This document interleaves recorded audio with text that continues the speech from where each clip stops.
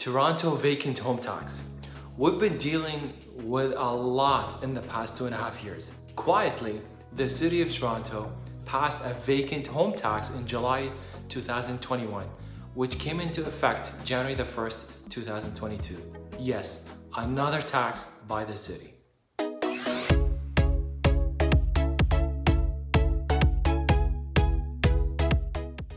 Let me give you the Coles notes of this new tax.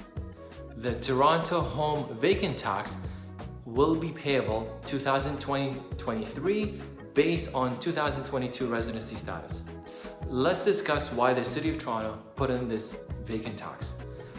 To create a disincentive for homeowners keeping their properties vacant and therefore will either rent or sell them, creating more supply of housing.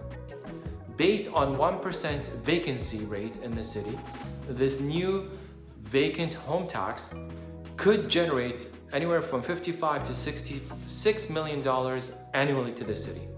Here's how it works. Owners are required to self-declare their status of their homes every year. This will determine whether the vacant home tax is applicable. 2. If an owner declares their home vacant, they will be required to pay a tax at 1% of their home current assessed value. So for example, if the house is assessed at $1 million per impact, then we pay $10,000 per year. 3. The tax is based on the property status from the year before. Meaning if the home is vacant in 2022, the tax will become payable in 2023. A property is considered vacant if it has been unoccupied for more than 6 months during the previous calendar year, and the unit is not the principal residence of the owner, or it is deemed to be vacant under the bylaw. Here is a list of some of the exemptions. 1. Death of a registered owner. 2. Property undergoing redevelopment or major renovation.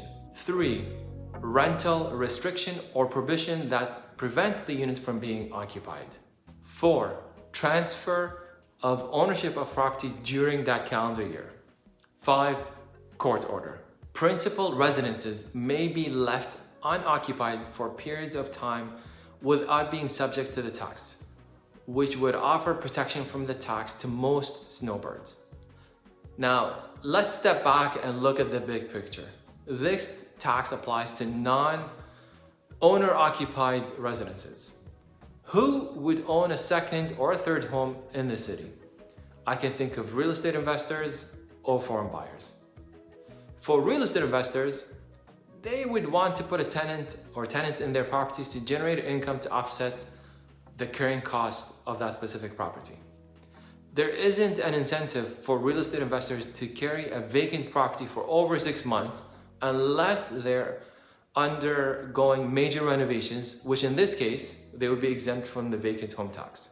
Now, for foreign buyers, after paying the 20% foreign buyer's tax, typically they would put their child who's attending a local university or college in their property, otherwise they would rent the property. It will be interesting to see what the numbers look like when we see the data for 2022 filings. I am skeptical of the cost of running this program at the city versus the income it will generate and how much housing supply it will free up. But time will tell.